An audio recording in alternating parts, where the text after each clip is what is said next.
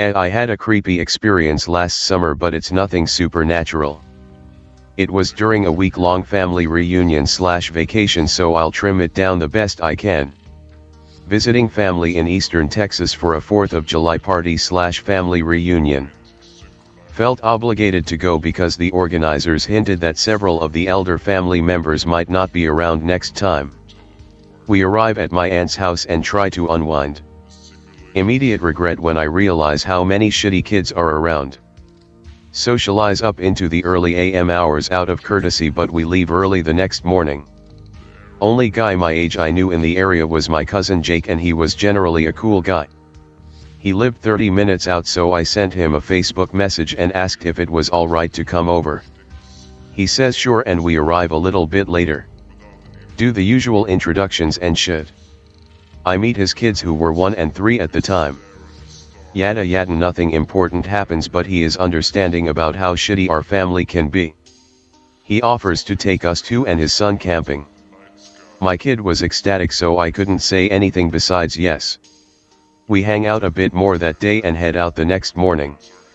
Continuing. I don't know where the text limit stands right now.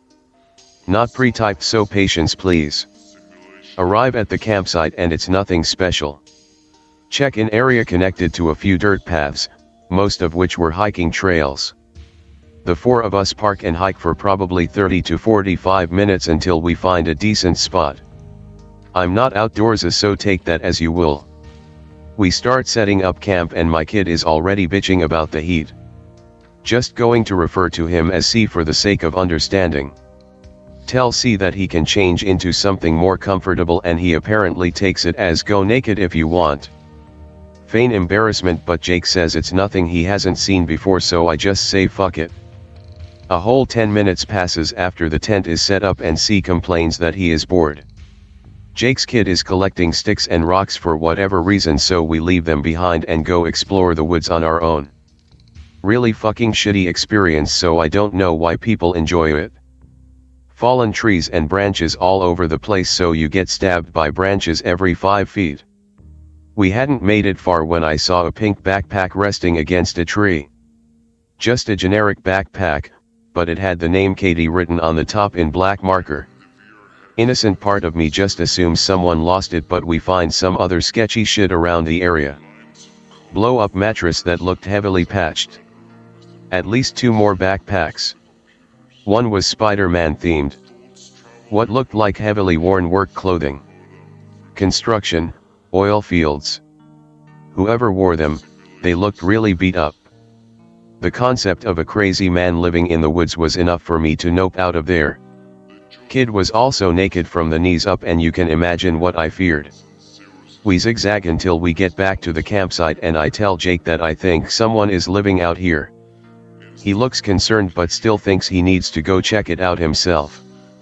He goes off in the general direction and leaves me with his kid. Make C get dressed and finish packing our shit before Jake gets back. Jake returns and says he found some clothes strewn around, but not the mattress. I just gave him a vague direction to go, so I wasn't surprised. He acts like it isn't a huge deal but still agrees to leave just in case. Jake talks to the park ranger before we leave, and I assume warns him about some guy possibly doing obscene things out there. Still feel uncomfortable even driving through densely wooded areas today. Nothing came up from what we saw. The park implemented some new policies that I believe are a response to it, but I don't think you can stop crazy. Sorry that it wasn't super exciting. Just my experience. C does do some creepy shit on his own, but he wasn't very interesting that day. This is more of a standard pedo story, I think, but it was always in the woods. This might just be scary to me for obvious reasons, but here you go. 10 years old. Live in a populated suburban area. My house is on the edge of town on the top of a hill. The backyard merges into the woods, which go on for miles. I spend countless hours exploring the woods. Usually with my best friend, rarely alone. It's thick brush, the trails are pathetic and narrow. Virtually never encounter anyone on them. Just the odd group of teenagers drinking beer and smoking every now and again. Hunting isn't permitted, nobody walks their dog there, nobody hikes it. I walk through a small portion of it every day after school. It's steep and terribly difficult to walk up, but it's much faster than taking the road. Usually my friend is with me then as well. We do this every school day unless he can't come over for whatever reason. Our main activity is going to an abandoned hunter's blind. It's a large wooden structure with multiple levels. We repair it for ages, which consists of us nailing boards over the cracks in the side. It's now our clubhouse. We hide my friend's porno mags, cigarettes, and fireworks in the base, under a large board. Show our work to a third friend, who is very impressed. We can barely tear him away from the playboys when we leave. About a month and a half later, my main friend and I are walking home from school as per usual. We're at the top of the hill and very close to my house. I would be able to see it if not for the brush. A gigantic fat man appears wobbling down the trail in a massive gray shirt and sweatpants. Have never seen someone so large. He's 6 feet 4 inches or so and easily 300 pounds. He's moving very slowly, swaying back and forth with his weight. Coming from the direction of my house. He's hunched over and looking almost completely at the ground as he walks. He only notices us when we're about 30 feet away. His head instantly perks up, he stands up straight, and his eyes light up. He says hey. As we come up to pass him, as if we were old friends. We both mutter something like hey man. He's not blocking our path but he has stopped and clearly wants to chat. So what are you two up to? I respond just walking home. Hey, that's cool, I'm right around here too. Where do you guys live? My friend starts telling the guy where he lives, practically gives his address. He doesn't seem terribly interested. He's looking at me the entire time. So I guess you live up here then? Yeah, right over there and point toward the neighborhood, but away from my house. Cool, cool, I just moved up here from PA. I say something along the lines of cool dude, we'll see you around then. He has a shocked, disappointed look on his face. Kind of face that says what the fuck, dude. Seriously? I start walking and my friend quickly follows me. Sorry guys, I knew I was an idiot for not typing it all up first and then posting. I'm in a really weird state of mind right now. Probably why I'm thinking about all this. The weirdness comes in next post. 2 weeks later, my friend and I head over to our clubhouse. We open up our little hidden compartment and everything is gone. Someone stole the Playboys, the fireworks, and the cigarettes. They even took the fucking matches. We freak the fuck out and immediately agree that it was our third friend. He's the only person who we showed the place to. Maybe he told some older kids and they stole it? No, dude, he just stole it all for himself. He's an asshole. We confront our third friend about it the next day at school. He's fucking perplexed and denies it up and down. Says we must have been seen by some other kids going there. We accept his answer but are still very suspicious. Head down to our clubhouse about a week later. Make a point of creeping up on the place to catch any intruders. There's of course nobody there. We walk onto the first floor with our tools for more repairs. There's a thick piece of paper on the floor with a rock on top of it. It's folded in half. We look at each other thinking motherfuckers. I'm assuming the note is from older kids who stole our stuff. Expecting a big fuck you, thanks for the cigs. I open it up. It says hey blondie, looking for these? With a sideways smiley face. We both start scanning the area with our eyes. Nobody is around. That was Jerry, dude, my friend says. Jerry is just some scary high schooler with no connection to us or the event. My friend is a moron. I really don't think so. Maybe some old hunter guys still come here. We agree that whatever it is, we should abandon the site. A week or so passes and I'm walking through town alone at about 11 p.m. Because my parents gave me zero boundaries. The town is almost totally empty as usual. From a distance I see the man. He's sitting on the steps of one of our many churches. He sees me right away. I don't want to hurt his feelings by crossing the road. Hey man. Look who it is. I say hey and continue my brisk pace. Just as I pass him he says stop. His voice and face have completely changed and I'm thoroughly intimidated. I stop, I'm directly in front of him but about 10 feet away. I'm almost in the road. Hey man, talk to me for a second, what's the rush? I'm going to meet a friend. At this time of night? How old are you? Tell him I'm 16 even though I'm 11 at this point. Your hair looks almost white. Just a little blonde Aryan model boy, huh? Kid who looks like you must have a little girlfriend.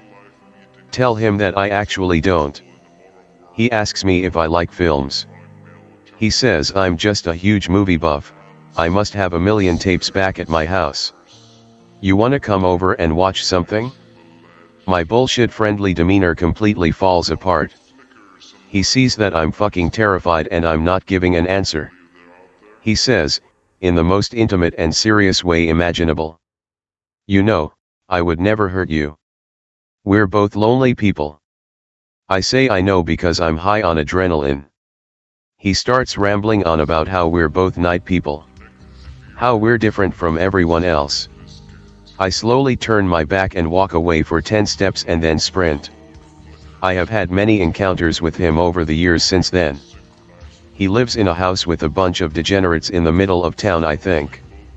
Every conversation is like that last one, with the same context. He likes to come up to me in public and talk to me as if we're old pals. I haven't seen him for a year or so though. True story.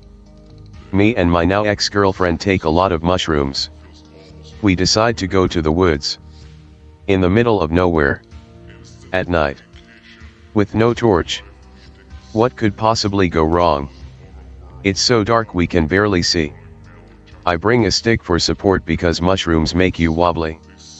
It's creepy in the woods at night anyway but we are on fucking loads of shrooms.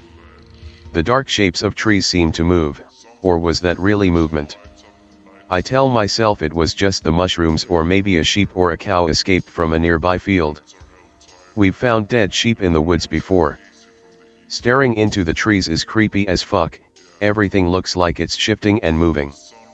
Some trees look like dark figures. Some seem to walk.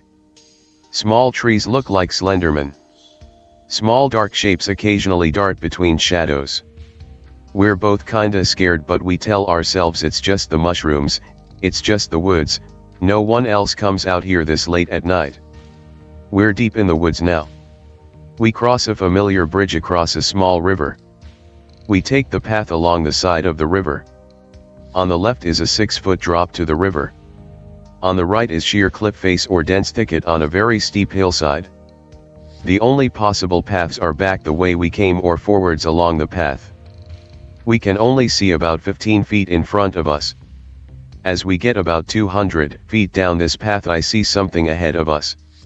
Looks vaguely like a person. I stop my ex-GF and ask if she can see it too, to see if it's just the mushrooms, to see if it's just a hallucination. But she says she can see it too. Shitting myself slightly now. We move a little closer. To me the figure looks like a man in pale trousers and a pale hoodie, hunched over with his back to us, facing about 2 o'clock from our perspective, taking a piss at the side of the path. I'm worried he's a drunk who'll be less than friendly. To my ex-GF the figure looked like a skeletal man, in robe with a hood, like a pale grim reaper, hunched over with his back to us in the same way. I shout hey. The figure doesn't move or respond. I shout hey, you alright? The figure doesn't move or respond. I'm super creeped out now. This weird guy is all hunched up at the side of the path like he's hiding from something but he won't respond to us. Is he retarded? Does he think he's hidden enough that we can't see him? Why would he be hiding? Unless he had malicious intentions. Was he trying to do something to us? Or maybe he's hiding from something other than us. I hit the ground with my stick between us and shout hey again, to try and show that I'm going to fight back if he tries anything weird. He doesn't move or respond. Fight turns to flight. We run. Feel utter terror like nothing before. Because you can't fucking run on loads of shrooms. The woods are still alive and shadowy Slendermen still stalk the trees. We're stumbling back along the path as fast as we can. Where's the bridge? Where's the fucking bridge? We're not on the path, we should have passed it. We're lost in the woods. I see a dark shape move too near to us. My ex is panicked. We don't know where we are. She grabs my hand and drags me deeper into the woods. We're not on a path. We're struggling through bushes and undergrowth. We're wading through mud and bogs. We're trying to run but there's too many plants in the way and we're so fucking high we can barely walk on solid ground as it is. I see a light through the trees. I think I know where we are. I grab my ex and pull her the way I think we should go. Still kinda lost. Still not on a path. We go a little further and finally, we find the path. We walk as fast as we can towards what I am hoping is the way out of the woods. Ahead of us I'm seeing dark figures moving in the tree line. Things that look like people standing on the horizon. We walk closer to them. Then I know where we are. The path out? It's about 100 feet to 200 feet long. Feels like a mile. I glance back into the woods. See something move. Walking faster. Get out, get out, get out, get out. Run, run, run, run, run, run. The gate. We're free. We're out. Back at the village. The next day we went back in the daytime to see what the fuck was on the path by the river, and a huge chunk of rock from the cliff had collapsed right where we saw the hooded figure. Is that what we saw? A chunk of rock in the dark? Or did the figure cause the collapse? My father is an forestal engineer. He basically studied how to manage which trees should be cut, how to repopulate certain areas, etc. So while in college, University of Kiev, he liked to go do alpinism with other people. He has been doing it since he was 15 and now he was like, I don't know, 22, 23. He has a lot of experience. Now he is like squad leader of one of the multiple hiking groups. Okay, Greentext starts now, boys. They travel for days and train from Kiev to the Caucasus. There they meet with the squad. They plan a route for a week. With tents, food, and all the equipment, the backpacks weighed around 70-80 kilograms, which is like 170 pounds, kinda like carrying another person, lol. They start the hiking. First day goes unnoticed. Second day they make it through some cliffs. There is a big storm coming, they can see it from the black clouds. They decide to camp it out. Storm continues for 2 days. Food must be rationed. After 2 days of waiting they decide it's good to go, and restart the path. Shortly after they get a call on the radio they are carrying. It's some forest ranger or forest guard, I don't know how to name them. They do the rescuing if someone gets lost. They are advising them to come back as fast as they can, no sleep if needed. Father asks why. 2 girls who were hiking by themselves had some real trouble. One of them is missing, the other one is dead, her head bashed in with a rock. Murderer, /kidnapper, might still be around. For fuck's sake. GIF. They make it back in what it would be close to 24h of non-stop walk/descending cliffs. One of the search parties is already out, they make it in time for the second one. They sleep for 3 hours before the search starts. Father says they just laid down their sleeping bags in the storage hut of the ranger's outpost. They could hear everything he spoke on the radio. Shit was insane. First ranger/rescue party was following a trail, it was like a human bare footstep. But longer, like a size 18, also it went deep into the snow/mud. They are following it, but it goes very fast in thorough terrain where you need lots of equipment to climb. They barely sleep. Search party meets. Ranger says they going towards this summit, and will search along the trail. Father knows the map, and the way the other rangers were following that thing, they going to try to intercept it. Rangers gives rifles to everyone because, lots of bear sightings. Father knows it's bullshit but does not say anything. They start the trail at a very high pace. While walking for hours, my father asks the ranger on what happened to the girls. Ranger, long story short, girls camp, someone tears the tent apart, kills one of them, partially eats her, and the other girl disappears. We following a trail. They keep going for a few hours. Until they stop for a break and to eat something. Father says he usually is very comfortable in the mountains/woods. But this time he was having the creeps. They all sitting around a fire lightly speaking and eating food when he realizes. There is not a single fucking sound around them. Everything went quiet instantly. He grabs his rifle, chambers a bullet and looks into the dark. Only thing he can see is eyes. Like fucking eyes reflecting from the bonfire. Some of them were very high up in the air. No fucking wolf could be that tall. And bears would not stare at you, and there is not that many fucking bears in one place. This is something different. Everyone takes notice. Tension grows. He's is feeling pure terror, dread. He could not explain to me how fucking scared he was. And then there is a shot. The muzzle flash illuminates the place for a split second. It's the first ranger party. But for that split second he could see them. He explained they all looked like very tall people with no clothes, maybe 8 foot tall. They were skinny, and you could see their pubes in the ribs and shit, like very low body fat. But they also had like parts with very pronounced muscles. Very long hair almost to their waist. And pale as fuck. After the first shot they scatter around and leave. Again, not a single fucking sound. There were like 40 of them around the campfire and all of them leave without you hearing even a branch break. They meet the rangers. They found the clothes of the other girl torn apart in blood, but no body. They all go back to camp without saying a word. Father stopped doing alpinism after that. Only he started going to mountains again after I was born. We liked hiking, etc. Never we spent a night in the forest/mountains though, only during the day.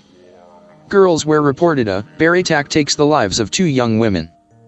And I don't know if he was just trolling me or something, but when I asked my mother she confirmed that my father suddenly stopped going to mountains or woods and never said why, so I don't know, maybe story is true. Maybe he was trying to scare me. I've never visited this board, so excuse any errors I make regarding board culture. Here is a story that is currently happening to me. I'll give a little background and then go Greentext. My buddy David has 800 acres near Galena, Alaska. We're up here building onto his house and fishing the nearby rivers on our off days. We're about 15 miles back on a gravel road that goes further onto BLM. There are a few logging trucks a day on the main road, but basically no traffic after the sun sets. The first day we got here together in my Tacoma 4x4. We unscrewed the plywood off the windows, brought our bags onto the porch. Got his generator started up and unlocked his various outbuildings. The air was stale and a little rank, like a dead cat. Opened side door to kitchen. Opened the back door of the cabin and the windows that you could open. Didn't go upstairs, just let the place air out.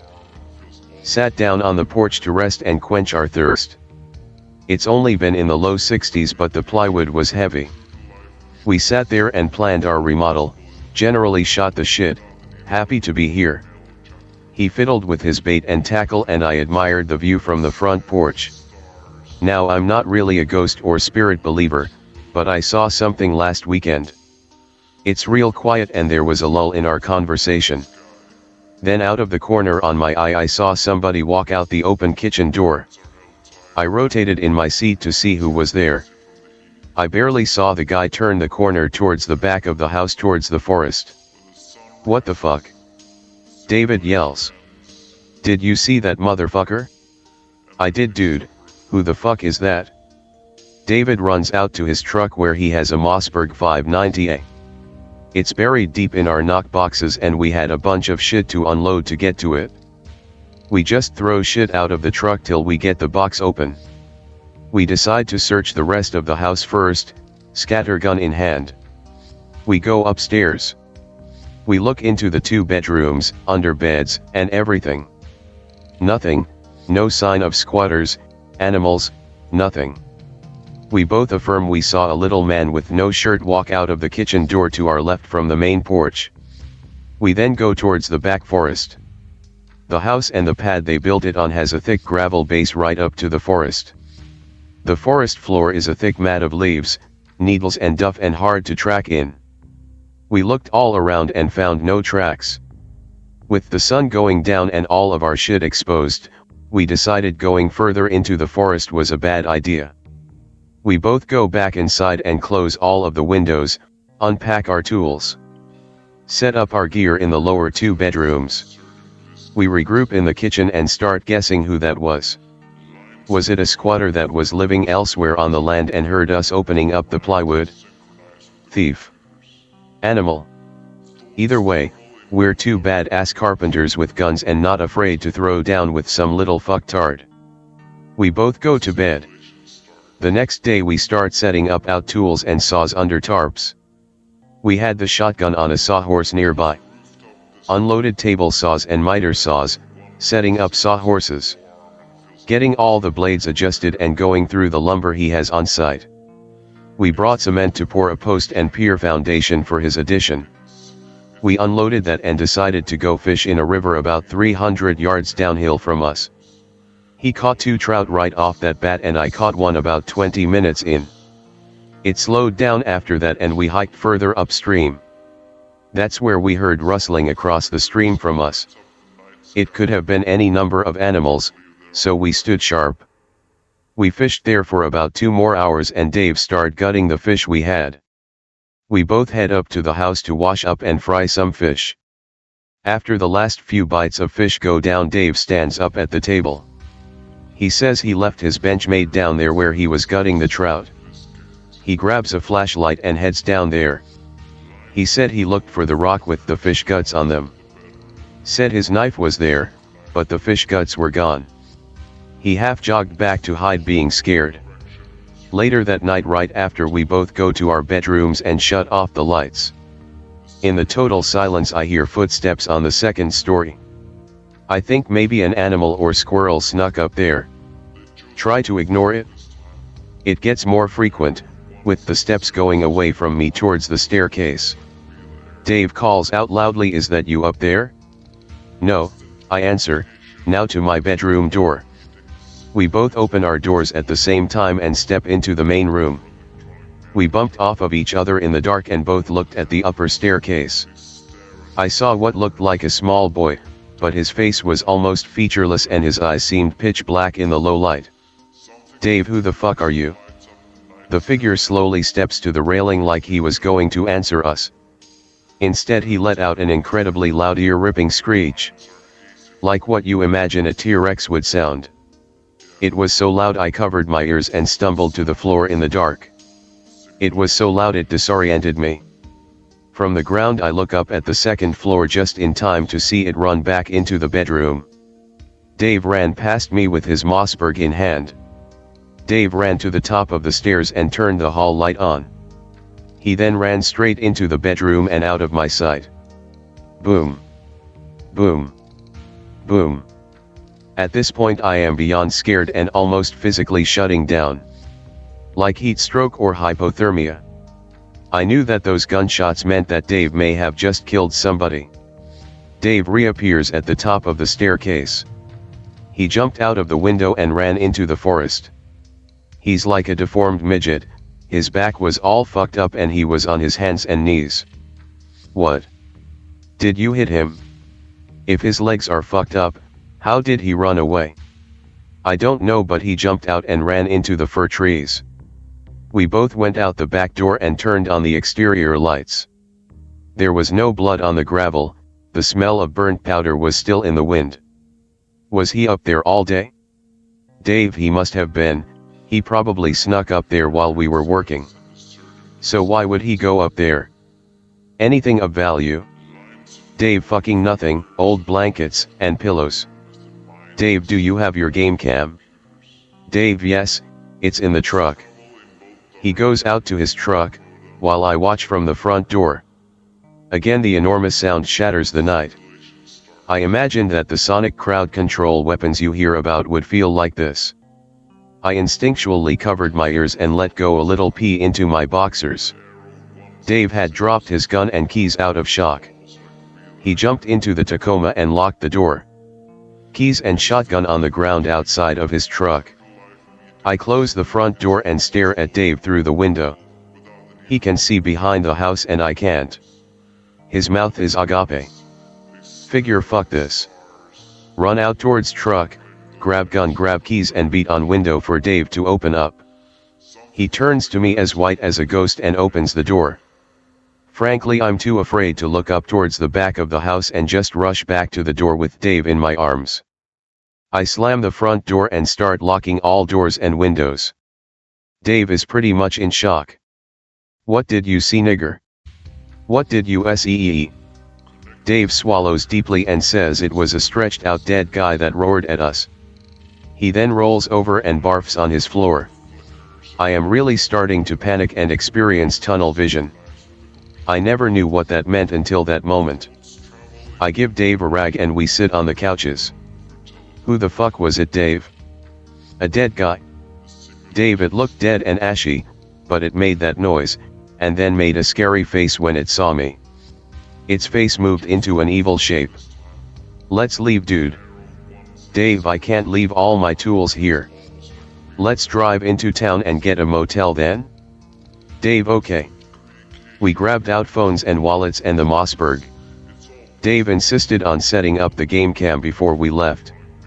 He wanted it on the front door, but I said let's put it out back on a tree to see if this thing comes back. We put up the cam on a tree directly behind his house under full gun coverage. We then jump into the Tacoma and peel away from the house. We drove back into town, but everything is booked, so we sleep in the truck. In the morning after breakfast, we drive back to his place. We pack up all of our tools as quickly as we can. We screw the plywood back up. Then with the engine already running, I go retrieve the game cam. I didn't get to download them until today when I got back home. I'm pretty sure what we saw was that little man in the center and a little left of the tree. Okay, sir, I've been meaning to type this story up for a while now and post it to you guys, but keep getting put off by work and other shit. Before I begin, I'll give you some info. 26-year-old male. Living in UK. Bomb close to Birmingham, moved to Ticknall when 10 because reasons. Quiet village in the middle of nowhere. Old people everywhere. Just so you know, the events that I'm going to write about happened over the space of, like, 14 to 15 years, so I may jump around a bit. But please stay with me if you can. I'd like to get some clarity and/or reassurance on this if possible. So here we go.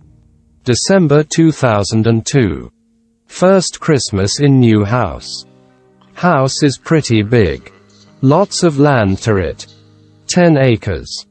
Behind the house is a woodland area. Behind woods is a large reservoir. Me and Dad regularly go walking through the woods.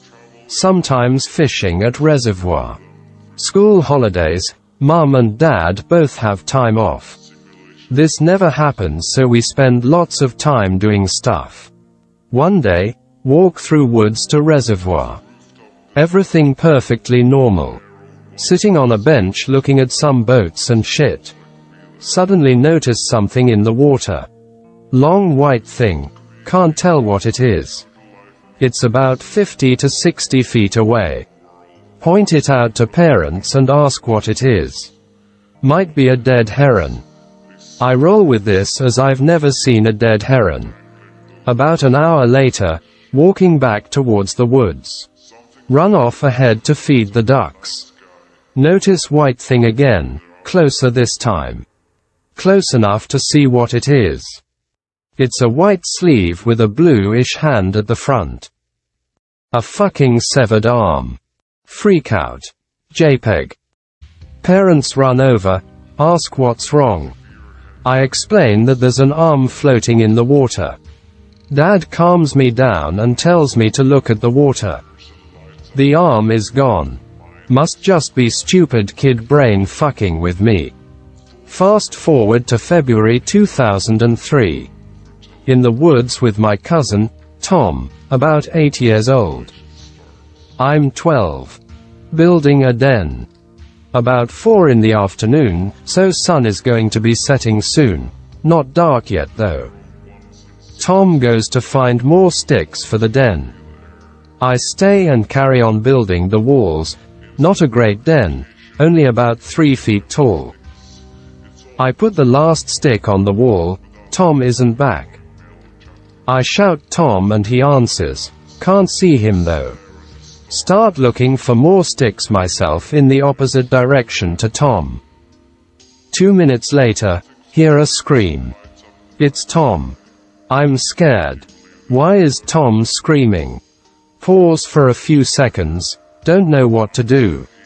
Start running towards where Tom is. Tom is heading towards me crying.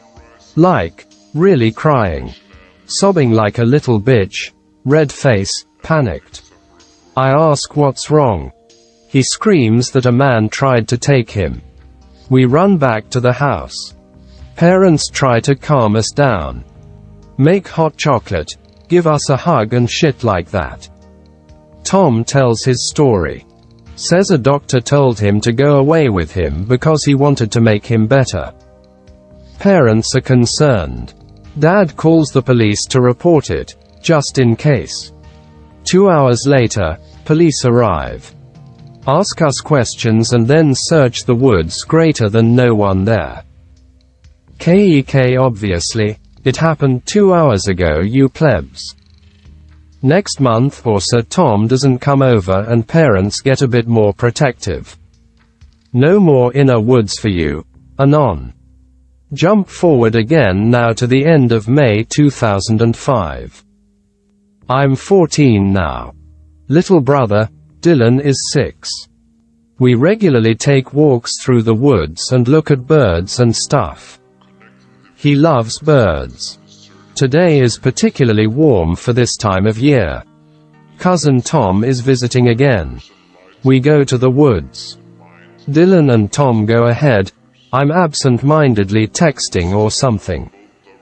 I sit on a tree stump and carry on texting. Dylan and Tom go on ahead.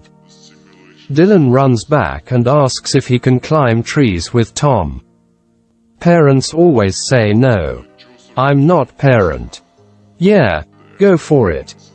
About 30 minutes pass, Tom and Dylan laughing and shouting to each other. I decide to put my phone away and see what they're up to. Suddenly notice I can't hear them. I shout out. No response. Not concerned, just annoyed. I reckon they're up to no good. I see both of them standing by a tree about 30 feet away. Head towards them and ask what they're doing. Both boys silent, staring up the tree. WTF. Get closer and ask again what they are doing greater than no response. Look up the tree. Nothing there. What the fuck are you doing? Both Tom and Dylan look at me. Visibly scared. What's he doing? Freaky little fuckers. Who? What are you on about? The man in the tree. Why is he in the tree? Fuck this. There is no one in the tree. There is no one in the woods. Tell boys that it isn't funny and we're going home. Quite freaked out now. Get back to house and the boys sit on the sofa. Look pale and worried. Jenny, Tom's mum, asks what happened. I say they were playing a stupid game. Go to my room. Can hear parents talking to Tom and Dylan from the top of the stairs. Both boys say that an old man with a white coat was up the tree. Boys say that I couldn't see him when they told me to look. Dad asks what kind of white coat the man was wearing. Like a long doctor's coat. About 10 minutes later, Dad comes up to my room. Asks about man in tree. Didn't see shit, Captain. JPEG. Later that night, once Tom has gone home and Dylan is in bed, I come downstairs. Mum and Dad talk about incident. We all conclude that the boys must have seen something on TV. Think nothing of it. About 22:30, I'm on my computer chatting on MSN Messenger, old school.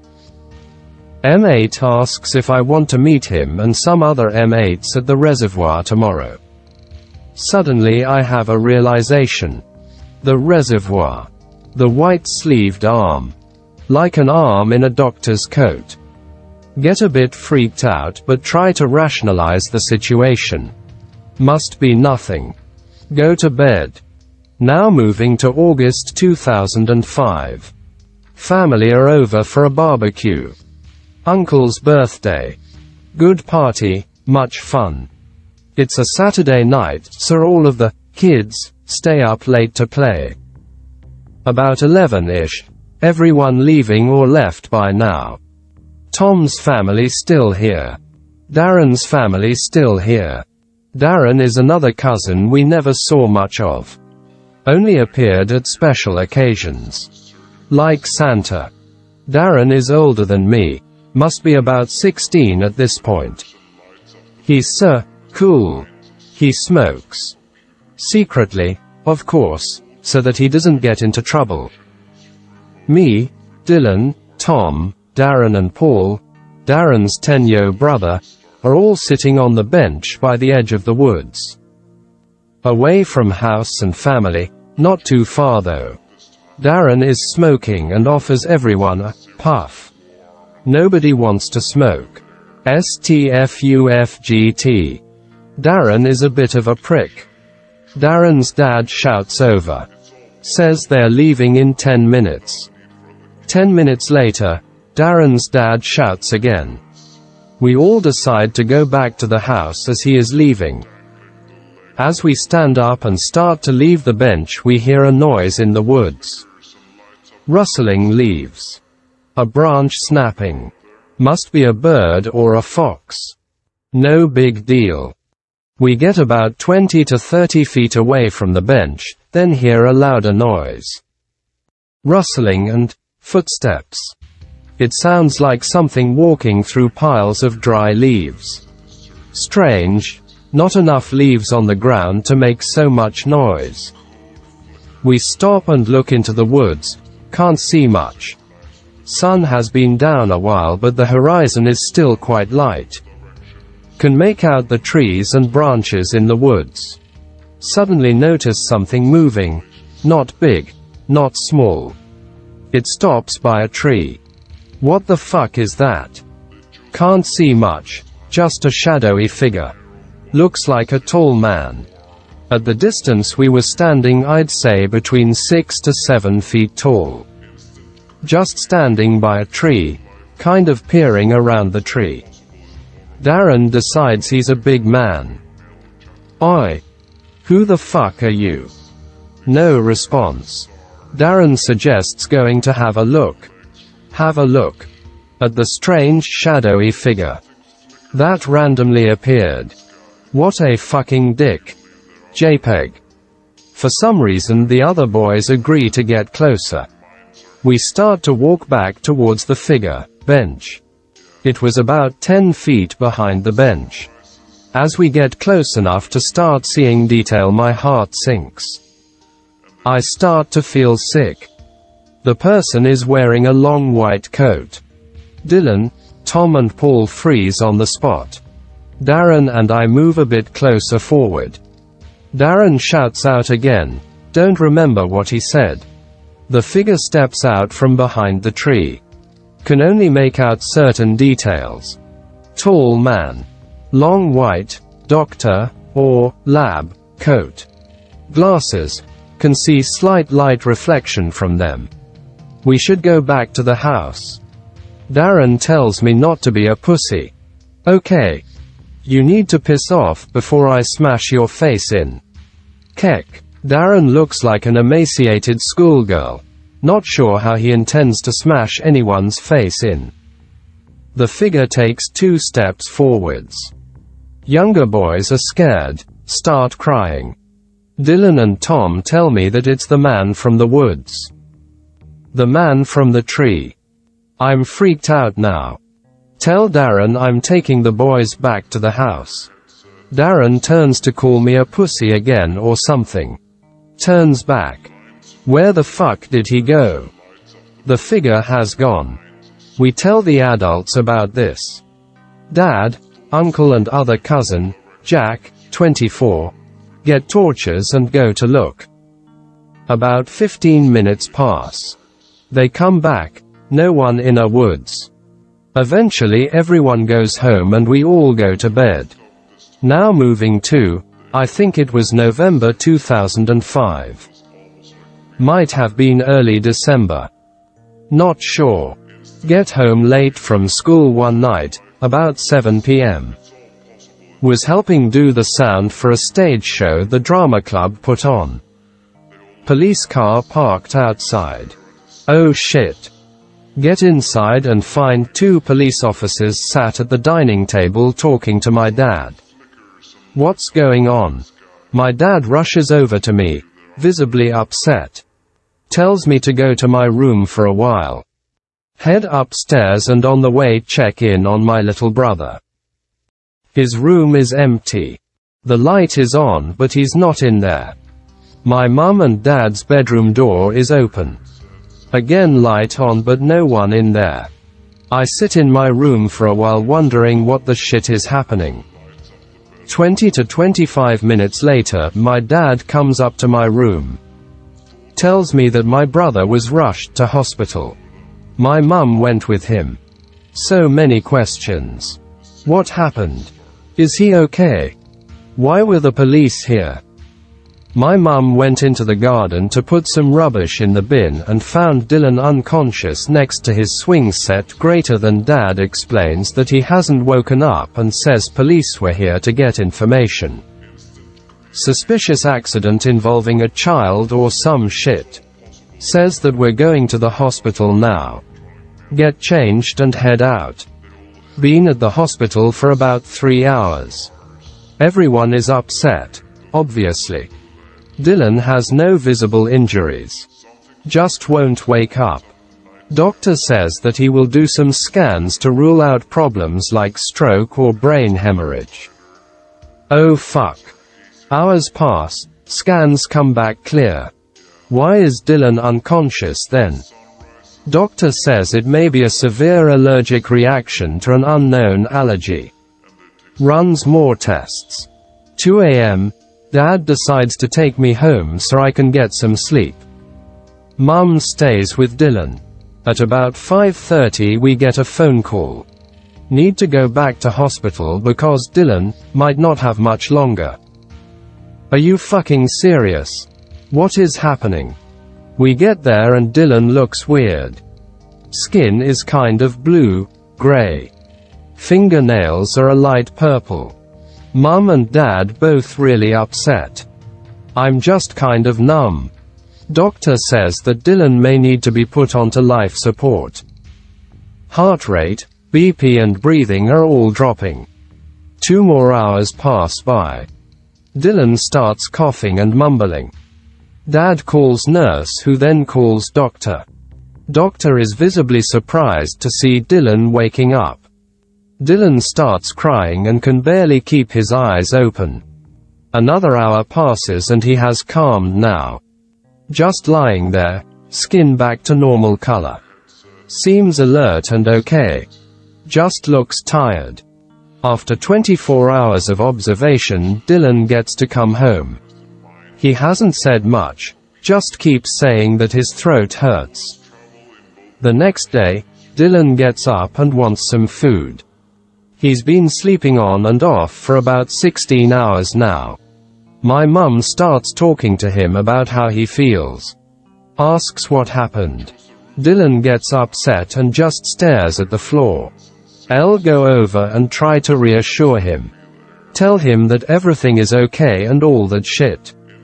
Eventually he stops crying and keeps staring at the floor. The man from the woods was here. What the shit? Mum is clearly panicked.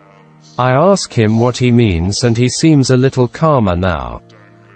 The man that we saw in the woods came to take me to his house. He said that little boys that are poorly need help.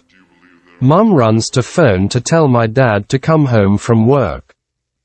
I tell Dylan that this is not a joke and that he should stop telling stories. Dylan insists he isn't. I ask Dylan to draw the man that he saw. He draws a tall, skinny man with glasses and a long white coat. Just like the guy we all saw in the woods, but a kid's drawing. Eventually Dad gets home. Police are called. Whole area is on alert and looks out for this man. This went on for about 6 months and eventually it all stopped. People started saying that Dylan was a liar or had an overactive imagination. Now jumping to April 2008. I have some friends over for the night. Me, Jay, Kirsty, Natalie and Andrew. Mum, Dad and Dylan are away for the night visiting family. Me and MB's playing games, eating pizza, drinking beer. Usual teenager stuff. Around 10:30 p.m. we all decide to go for a walk in the woods. We'd watched Halloween and Nightmare on Elm Street, so we're in the mood for a fright. I tell everyone about Dylan's experience in the woods. They all laugh and play it off as a kid's imagination. Andrew says that Dylan must have slipped into a coma and was so scared that he used the man in the woods as a way of rationalizing his fear. We light a fire and get comfy, telling ghost stories. Jay goes off to piss. A few minutes later Jay shouts out something like, "Stop fucking around, dickhead." We all laugh and call out to see what he means. He comes back to the group and says that it wasn't funny. We ask what he means again. He says that one of us was tapping his head with a twig while he was pissing. We laugh. That wasn't us. About half an hour passes and Jay gets jumpy again. He says that he keeps seeing something moving in the trees. We've all been drinking and telling ghost stories, so we think nothing of it and give him a beer. He insists someone is watching us. Girls get freaked out and ask to go back to the house. The mood has changed now. We decide to move on. I suggest heading closer to the reservoir. It's a 15 to 20 minute walk through the woods. Everyone agrees and we head off. Suddenly, Kirsty screams. "What's that?" She points through the trees. We all look. My heart sinks. It looks like a man. In a white coat. Stood about 30 feet away. Without thinking I say, "It's the fucking doctor." Everyone looks at me like I'm a freak. Something seems different now. The man is walking towards us. He's never approached us before. We start walking back the way we came as quickly as possible. The doctor lets out a high-pitched shriek. Like an injured animal. Starts running at us. We panic and sprint the fuck out of there. We get out of the trees and are back by the bench at the edge of the woods. We turn to see where the man is. No sign of him. Is he there? Still nothing. Then suddenly he appears from behind a tree, still running towards us. We run into the house and lock the door. The girls are crying and huddled on the sofa.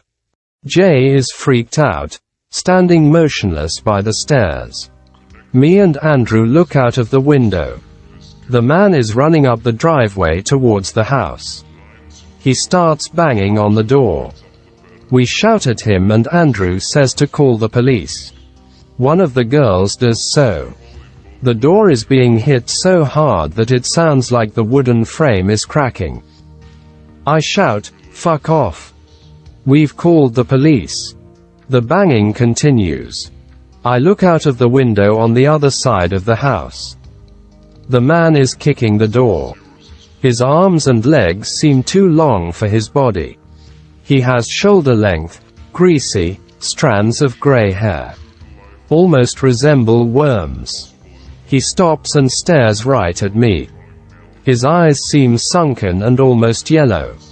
I don't know what to do, so just stare back. He locks back at the door. Then he runs away. Back towards the woods. Police turn up. We tell them our story. They know we've been drinking. Underage and all that. They confiscate the rest of our alcohol and leave, telling us they will be back to see my parents tomorrow.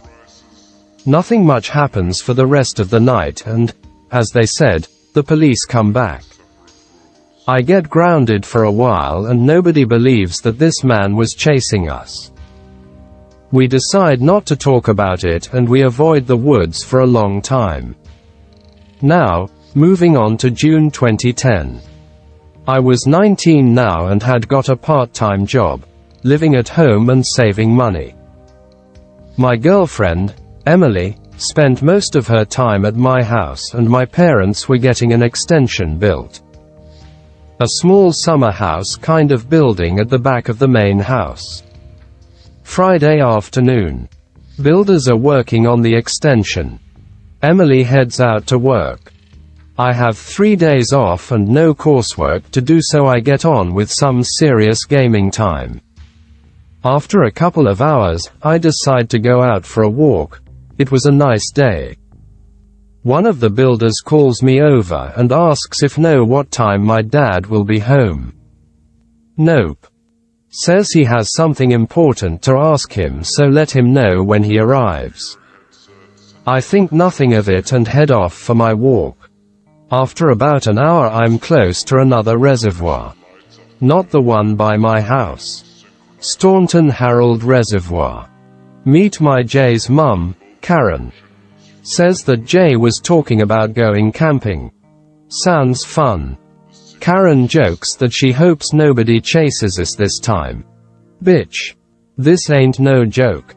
I head home soon after and start thinking about that night again. Get back to the woodland area near my house. Decide to go and explore a little. Not really spent much time in the woods since that night. I'm standing at the place that we had the fire. Walk over to the tree where we first saw the man. Nothing unusual. Spend about 15 minutes looking around and then head back to the house. Get back and a builder calls me over again. Tells me that they all saw a tall old man in the house. Ask who he is, as they hadn't seen him before and had been working here for 6 months now. Oh fuck. Ask for description. Old. Tall. Glasses. While cool. The builder tells me he was in the window on the left on the 2nd floor. My brother's room. I go upstairs and into Dylan's room. Nothing there. Nothing unusual or out of place. I figure the builders were local and had heard about the police being called that night. Shrug it off and get back to my game. Jumping forward again now, to May 2013. This is the last time I saw the doctor. I was 22. Getting ready to move out for university. Had some friends over. Me, Jack and Jay. We were drinking in the woods. Had a barbecue and stuff. I kept tapping Jay's head with a twig. Remind him of that night. He tells me to stop being a prick. Good point. Hours pass and we decide to search for the old man, doctor. We figured that it was just some childish bullshit and that now we were older we wouldn't experience it again. Jack has his camera with him. It's about 7:20 p.m. so getting a bit dark now. We take photos and call out for the doctor to show himself. Like a shitty paranormal show. After an hour, nothing. We carry on for shits and giggles. Jack stops and says, "That's weird." He shows us the screen on the back of his camera. He took 3 photos of a tree. On 2 of them there is a strange-looking greenish mist in front of the tree. On the other photo, it's gone. We take more photos and call out some more. Jay decides that he wants to threaten the old man. Says he saw it on a TV show. Dickhead.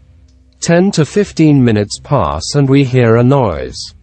Sounds like a dog throwing up. Lolwoot. We try to find the source of sounds. Nothing. Alay calls out again. The noise stops. Then we hear another noise. Footsteps on dry leaves. We look around but can't see anything.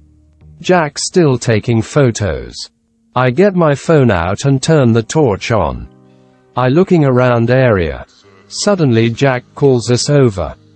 5 new photos with weird things in them. First photo looks like it was taken through a dirty window. Second photo, a white mist is blocking the view. Next 3 photos show the tree he was looking at, but it looks like a hand is coming around the tree. We decide that this must be the spot. Call out again and again. Hear the weird dog vomit noises again. This time behind us. Louder. Look around and see a shadow by another tree.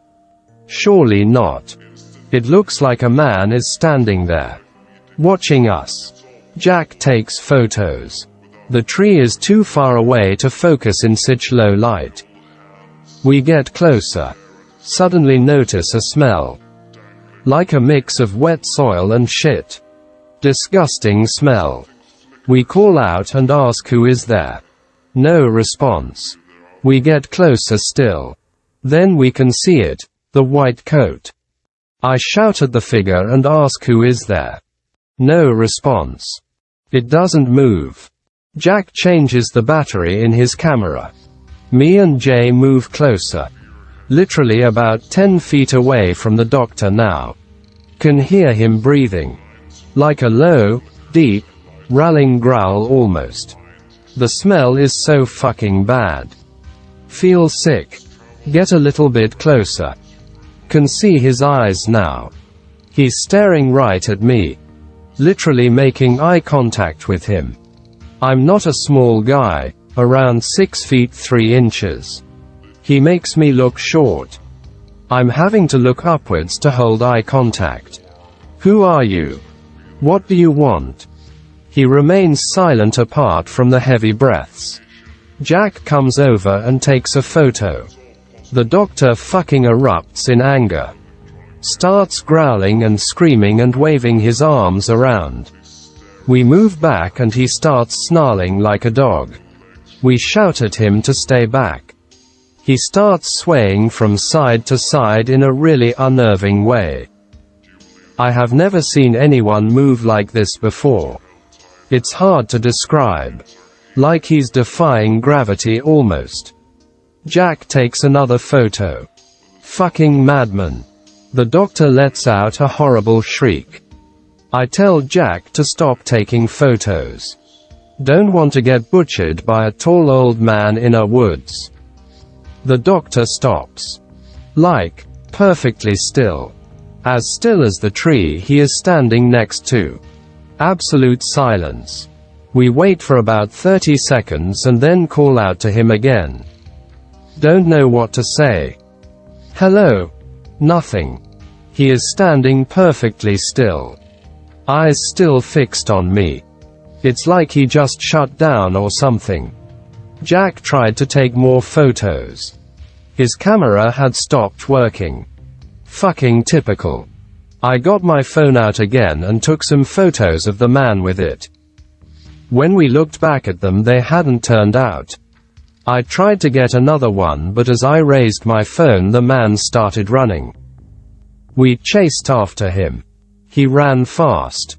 Almost too fast. Like, absurdly fast. We couldn't keep up with him at all. But then he stopped again. That same weird perfectly still position. He turned and stared right at us again. I shouted out, something like, "Stop running," or, "Stay still." I wanted to get a proper look at this guy, thing. He let out another screech. It was a sound I will never forget. Almost like a special effects sound from a film or something. Like a dragon or some shit. Then he started climbing a tree. We ran over to get a better look. Again, he was moving too fast. We looked up the tree but couldn't hear or see anything. I shone the light from my phone up the tree. Couldn't see shit. We waited for about 20 minutes. He was gone. We stayed up all night drinking and wondering WTF had happened. We were all spooked. We uploaded the photos to the computer. Went through each one. We went back into the woods the following night. Didn't see or hear anything. Soon after that I moved away to university and now I live with my girlfriend. We live about 10 or 12 miles from this woodland, but I've never been back into the woods. I visit my family from time to time, and I always feel uneasy when I look at the trees. I feel like I should go back to the woods now. Maybe have another look around. My family still live there but have never seen anything else other than the dog getting spooked every now and then. The dog refuses to go into the woods alone, and when she goes outside at night, she refuses to move away from the house and just stares at the woodland.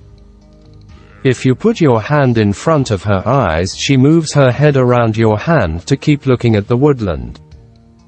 As requested, my drawing of the doctor. I know it's terrible. He was around 7 feet tall. His arms and legs seemed too long for his body and eyes had a kind of yellow tiny to them. To the iris itself. The smell that seemed to come from him was fucking awful. Like I said, a mixture of wet soil and shit. Like a sewage plant that had been covered in mud or something.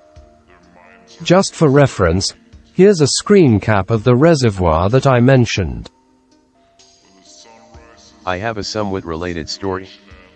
I grew up in southwest Georgia and had friends and family scattered all through the state and northern Florida. For those of you who don't know, most of that was / Indian territory. Most of the old-timers won't mess around in there, even to hunt. They say it's out of respect, but they were always quick to change the subject, so that got me wondering. Just the whole I'm a badass 16-year-old Superman Green Beret mentality. So me and 3 friends decide to do a march across some old Indian lands.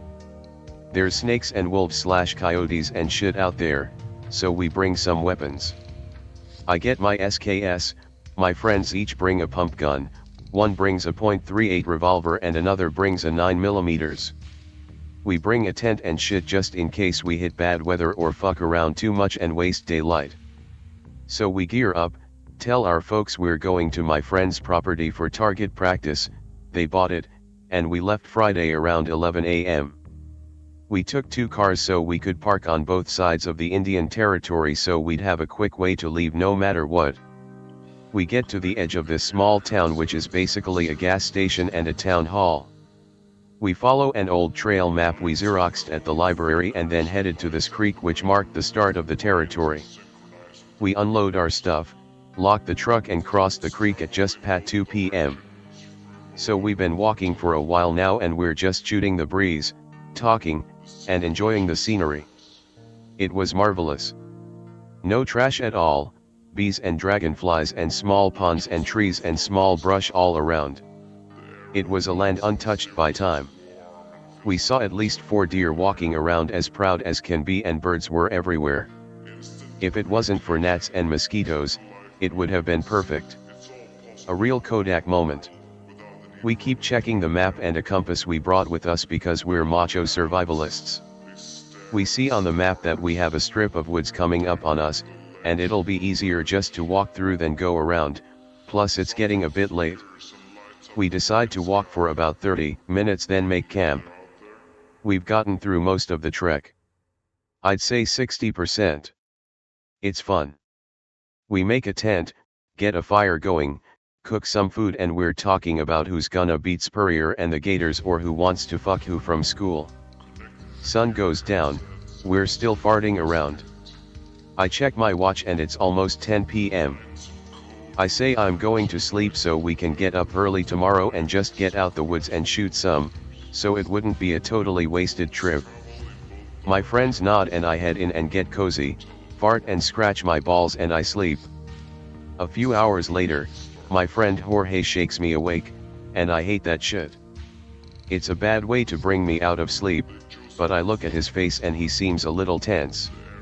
I ask him what's up and he says he thinks someone else is in the woods with us. I get up, thinking it's one of the townies being an asshole and keeping up the no trespassers vibe. I clamber out the tent and it's sprinkling rain and it's pretty chilly for it being May. Jorge comes out and stands behind Chris and Austin, who are staring out into the woods. Both of them have their hands on their shotguns. And they aren't saying anything. I stand there for a minute and hear nothing but rain and laugh a little. I say, "Are you assholes trying to pull one on me?" All three turn and tell me to shut the fuck up. I get a little angry and say, "To hell with y'all. I'm going back to bed. Quit fucking around trying with ghost stories." As soon as I pull on the tent flap, I hear a voice. It was a man's voice, kinda deep but with that touch of age in it that makes it a bit smoother. Know what I mean? So I stand back up and start to look, all three of my friends and swiveling their heads back and forth, one on the left, right, and front of the fire. Even Jorge has his .38 in hand. "Guys," I say, "don't shoot the... It's just someone from town." "Fuck him then. Why is he out here with us and not saying he is?" Everyone fucking knows not to sneak up on people out here, which is true. Then we all hear the voice, louder this time but saying something we can't really make out. Then we hear a second voice, and a third, and a fourth. Chris racks his shotgun and goes, "All right, who the fuck is out there? We're locked and loaded, don't fuck with us," but his voice is cracking. They're making me really nervous, so even I get my SKS and get 10 rounds in it.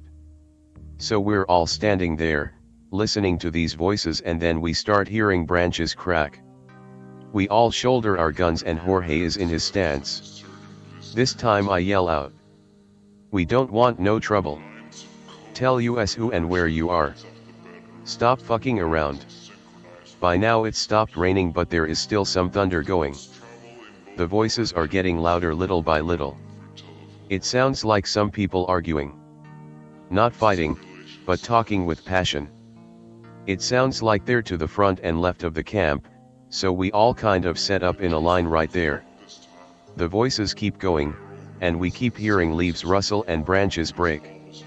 Christ aims his shotgun to the air and fires once. "Who's out there? Damn it, I'm getting really scared now." But the voices stop. There's nothing but thunder every once in a while, so we're really freaking out now. Lighting flashes and then Austin freaks the fuck out and starts pumping buckshot into the forest. I saw he's right fucking there, and so we all start shooting. We empty out what we had, stupid I know, but we were scared, and start to reload as fast as possible. We reload, have a round in the chamber and wait. We stand there for a good 5 minutes, sweeping the woods, looking and listening for anything. Nothing. No crickets, no frogs, no nothing. We start to calm down a little, but then we hear these thumping noises, like someone running. And they're getting close to us. Coming from the front, we take aim, my heart is fucking racing and I'm holding my breath. These footsteps keep coming but we don't see anyone. And then they stop. Right before they seem like they should be in the firelight. We stand and wait, guns still at the ready. Nothing. Then, this soft but stern voice says, "Dark times are coming." But it was from behind us. We whip around and see the silhouette of a guy, and I run through the fire to put distance between us. The man stands there for a moment and then fucking shrieks like a fucking lunatic. Lightning flashes and the silhouette is gone. We all just grab out guns and leave. We run through 3/4 a mile of woods non-stop and across 3 miles of open field just gasping and crying. We see a car parked up ahead and think we're safe, but then a GW steps out. "Hold the hell on," he yells. We stop and practically fall over, panting and gasping. "Was that you bunch of shitheads making all that racket in there? There's someone in the fucking woods, man," Jorge says, and Austin is still looking behind us. "Yeah man, for real, there's a fucking psycho out there, man." The GW gets real serious. "Where'd you boys come from?" We start telling him counties and he stops us. No, you fuckhead, where did you just now come from?" "The woods, man, we were just wanting to cross over." He gets real quiet and then he says, "All of you, in the car." "My car is parked. I know where it is, I saw it on my way in. Just get in, I'll drive you." So we pile in, guns with us still. Cramped as fuck. "Sorry, this next one will be the last one." GW drives us for a bit and doesn't say anything. "You know, there's a reason we don't let anyone come out here." We all look at each other. "It's private property. Illegal for y'all to even be here. Not to mention own the guns you do." "Oh my fuck, we're going to jail." GW pulls up beside Chris' car and stops. He turns in his seat and says, "But that's all forgiven and forgotten if you pack up your narrow asses and leave. Now, you don't stop at the store, you don't take a piss, you leave. You get across the county line and head back to where you came from." We all nod.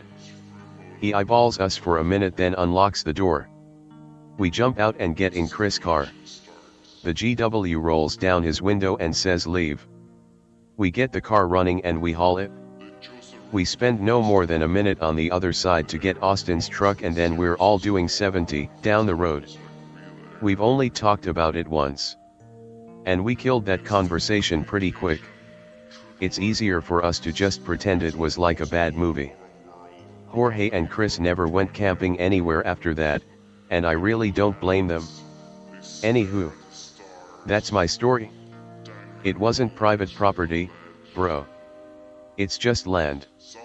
I genuinely believe the GW just told us that to, I don't know, scare us? Make up something that would bring us back to reality? I don't know. GWs in the South are fucking hard asses. If they can catch you doing anything wrong, even if it's not their jurisdiction, they'll detain you and call someone whose jurisdiction it is in. I don't entirely blame them. 100,000 hunters and millions of rednecks, you gotta come down hard. But why is this guy letting us off so easy? Why not investigate the people in the woods with us? I'm sorry to be so /x/ but that's too off character. I think he knew or had heard stories like that before. I'm being serious when I say I still get multiple chills remembering this. I had to stop and walk around a bit and wipe my eyes. Gay, I know, but the shit's scary.